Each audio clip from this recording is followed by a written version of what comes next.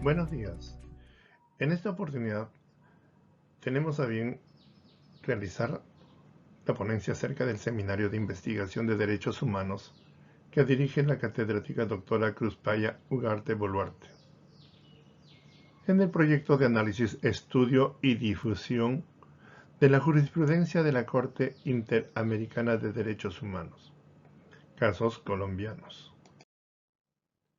El caso a tratar es el de Martínez Esquivia versus Colombia.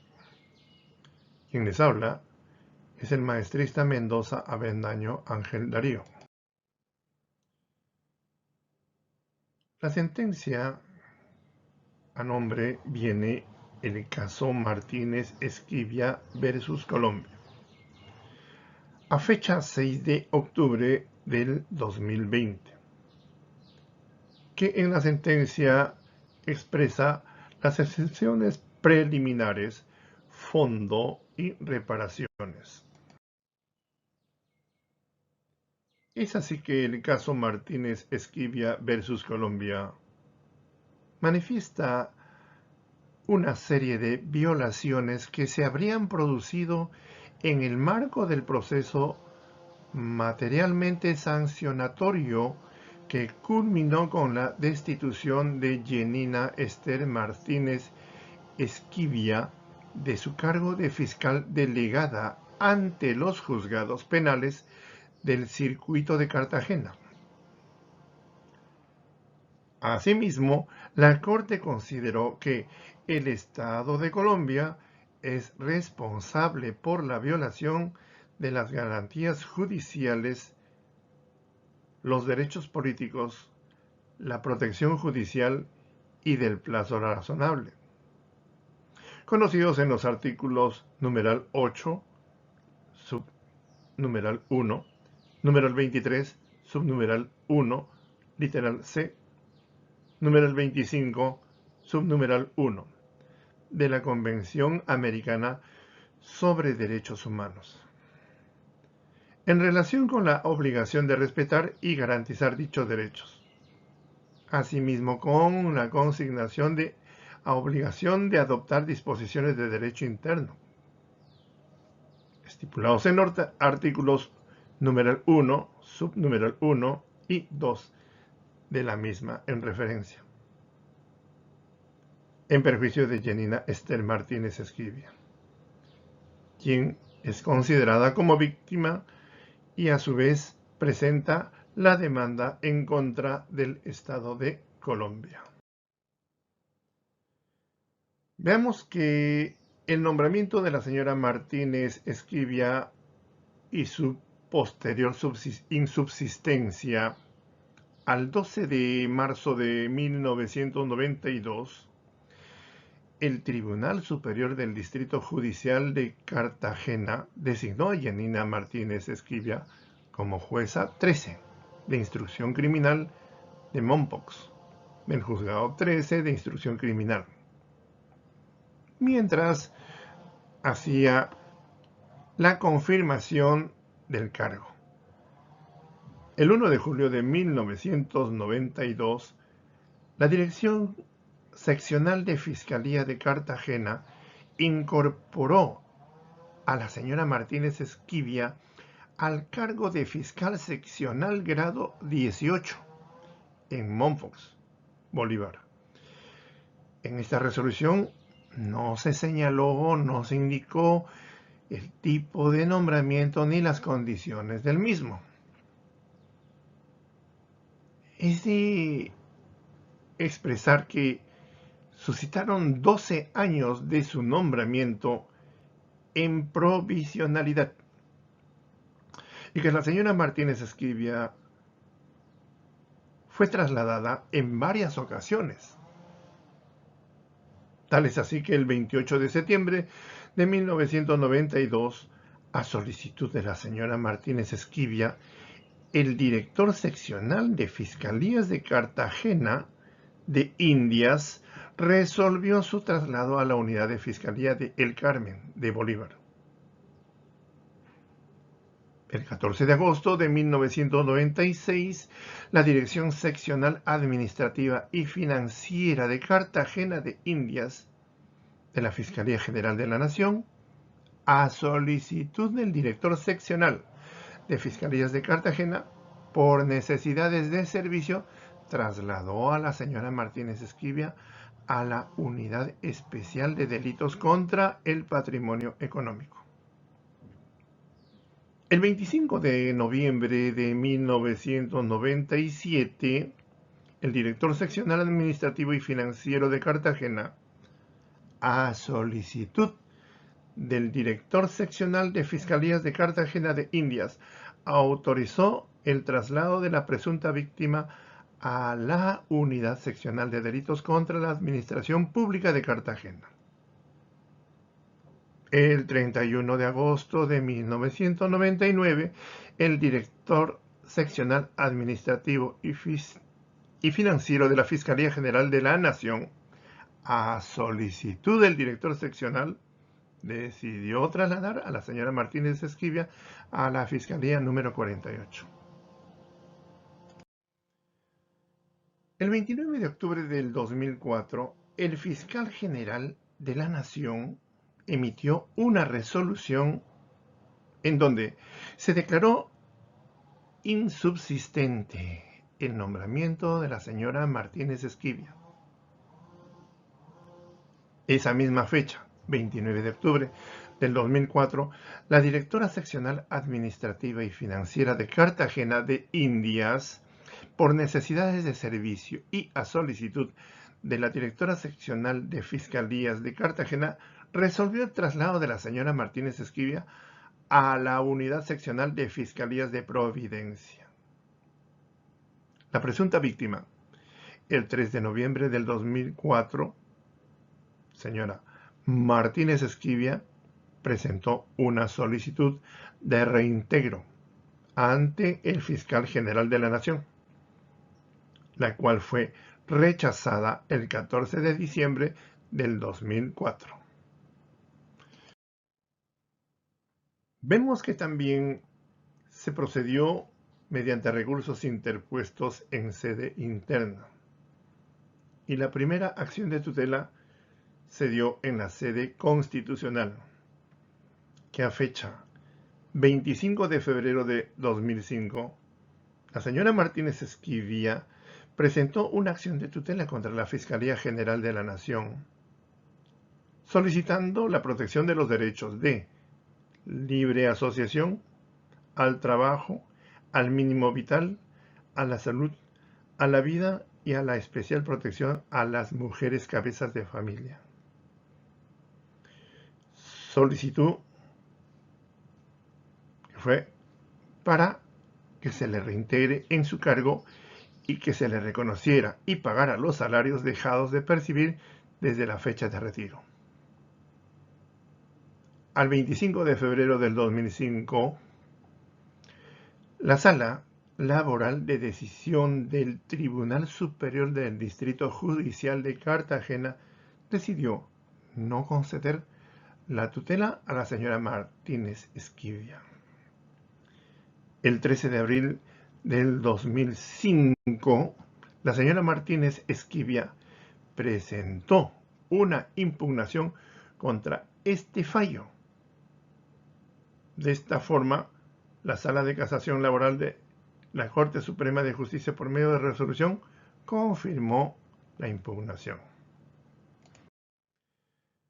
En cuanto se refiere a la segunda acción de tutela, el 12 de julio del 2005, la señora Martínez Esquivia presentó una segunda acción de tutela en contra de la Fiscalía General de la Nación y la Dirección Seccional de Fiscalías de Cartagena, alegando la violación de los derechos a la igualdad, debido proceso, mínimo vital y a la familia.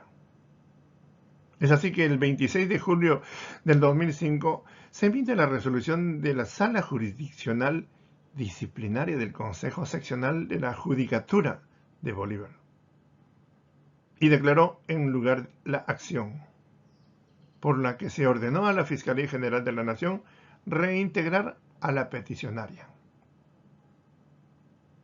Es de señalar que el 7 de septiembre del 2005 se emite la resolución de la Sala Jurisdiccional Disciplinaria del Consejo Superior de la Judicatura, la cual decidió revocar el fallo de tutela supracitado. Se consideró que existía una triple identidad de pretensiones, partes y hechos con respecto a la primera acción de tutela presentada por la señora Martínez Esquivia. En cuanto se refiere a la sede laboral, vemos que el 24 de febrero del 2005, la señora Martínez Esquivia presentó una demanda especial de fuero sindical contra la Fiscalía General de la Nación con el fin de que se le reintegrara el cargo a la que venía desempeñando.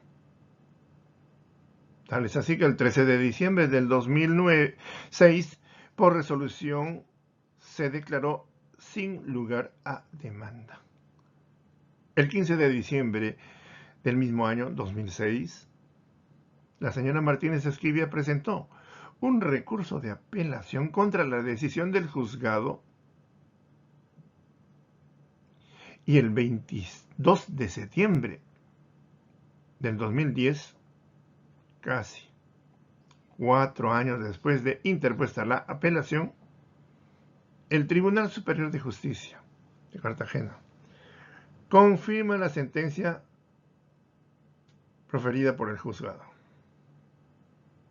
En cuanto se refiere a la sede administrativa, el 12 de julio la señora Martínez Esquivia presentó una acción de nulidad y restablecimiento, y cuya resolución declaró insubsistencia de su cargo. Tal es así que el Tribunal Administrativo de Bolívar rechazó dicha acción por extemporánea. Vemos así pues que los derechos vulnerados en cuanto se refiere a la referida Martínez Esquivia, la Convención Americana y en relación con el artículo numeral 1, subnumeral 1 y 2 del mismo instrumento, manifiesta que ha vulnerado las garantías judiciales. Que el artículo 8 manifiesta que en el número 1, toda persona tiene derecho a ser oída, con las debidas garantías y dentro de un plazo razonable, por un juez o tribunal competente, independiente e imparcial, establecido con anterioridad por la ley, en la substanciación o en cualquier acusación penal formulada contra ella o para la determinación de sus derechos y obligaciones de orden civil, laboral, fiscal o en cualquier otro carácter. Esta es asociada en relación a los artículos 1 del numeral 1, en la cual manifiesta obligación de respetar los derechos. Y en el numeral 1 nos manifiesta lo siguiente, que los estados partes en esta convención se comprometen a respetar los derechos y libertades reconocidos en ellas y a garantizar su libre pleno ejercicio a toda persona que esté sujeta a su jurisdicción, sin discriminación alguna por motivos de raza, color, sexo, idioma, religión, opiniones políticas y o de cualquier otra índole, origen nacional o social, posición económica, nacimiento u otra condición social. Asimismo, en el artículo 2 nos manifiesta que debe adoptar disposiciones de derecho interno, lo cual suscrito está que si en el ejercicio de los derechos y libertades relacionados con el artículo 1 no estuvieran expuestos las disposiciones legislativas o de otro carácter, los estados partes se comprometen a implementarlos. Otro derecho vulnerado que se presenta, dado por la Comisión Interamericana de Derechos Humanos y su posterior Corte Interamericana de Derechos Humanos, es la vulneración de derechos políticos, la cual está considerado en el artículo 23 de la Convención Americana, que en relación con el artículo 1, numeral 1 y artículo 2 del mismo instrumento. A la letra nos dice que el artículo 23, referente a los derechos políticos, numeral 1, todos los ciudadanos deben gozar de los siguientes derechos y oportunidades. Literal A, de participar en la dirección de los asuntos públicos directa o por medio de representantes libremente elegidos. B, de votar y ser elegidos en elecciones periódicas auténticas realizadas con sufragio universal e igual y por voto secreto que garantice la libre expresión de la voluntad de los electores. C, de tener acceso a condiciones generales de igualdad y participar en su país.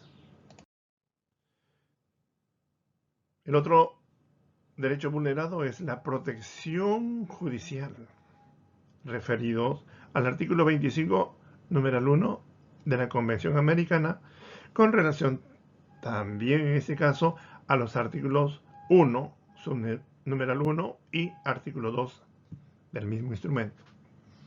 Y que podemos dar referencia que el artículo 25 de protección judicial, en el numeral 1, nos expresa que toda persona tiene derecho a un recurso sencillo y rápido o a cualquier otro recurso efectivo ante los jueces o tribunales competentes que lo ampara contra actos que violen sus derechos fundamentales reconocidos por la Constitución, la ley o la presente convención, aun cuando las violaciones sean cometidas por personas que actúen en ejercicio de sus funciones oficiales.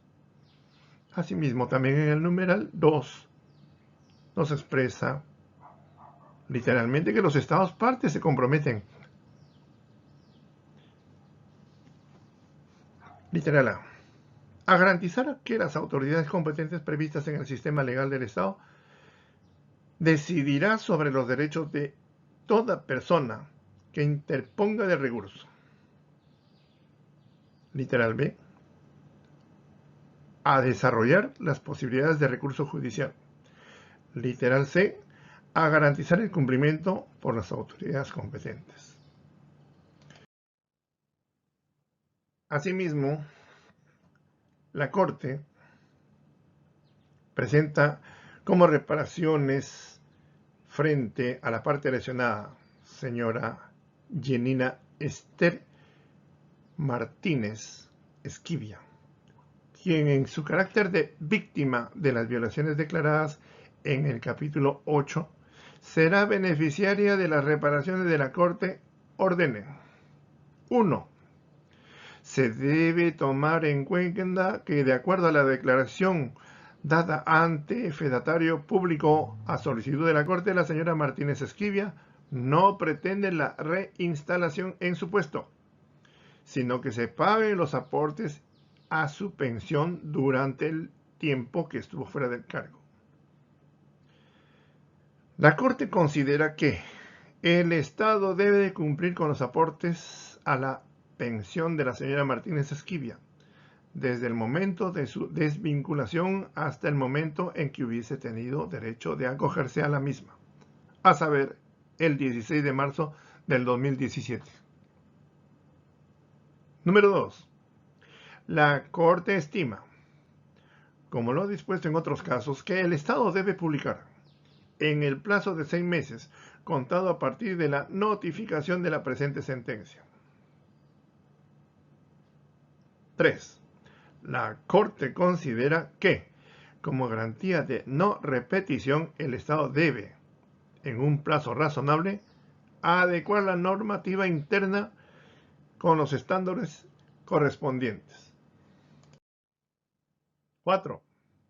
el tribunal pasa a fijar en equidad las indemnizaciones por daño inmaterial a favor de la víctima. En función de ello, la Corte ordena en equidad el pago la suma de $15,000 de los Estados Unidos de América por concepto de daño inmaterial en favor de la señora Martínez Esquivia. Los montos establecidos por la Corte deberán ser entregados en el plazo de un año a partir de la notificación de la presente sentencia. 5.